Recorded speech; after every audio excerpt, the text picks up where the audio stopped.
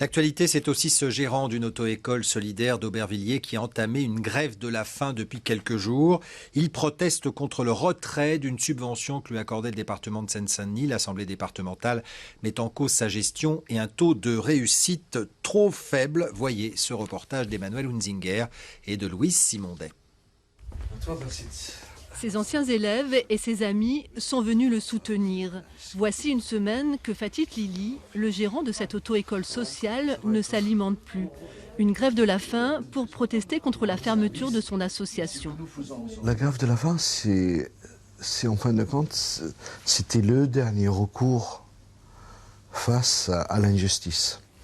L'auto-école solidaire a été créée il y a 25 ans et permet aux jeunes en difficulté et aux bénéficiaires du RSA de passer gratuitement le permis de conduire, indispensable pour trouver un emploi.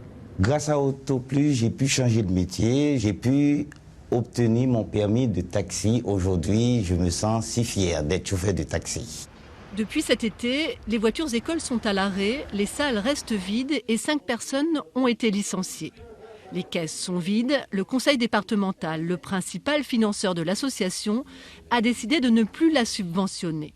Le conseil départemental regrette cette situation, mais explique sa décision par le faible taux de réussite à l'examen du permis de conduire de cette auto-école. 10% contre 55% de réussite pour les autres auto-écoles sociales. Depuis plusieurs années, nous connaissons des difficultés d'ordre administratif très importants avec cette association.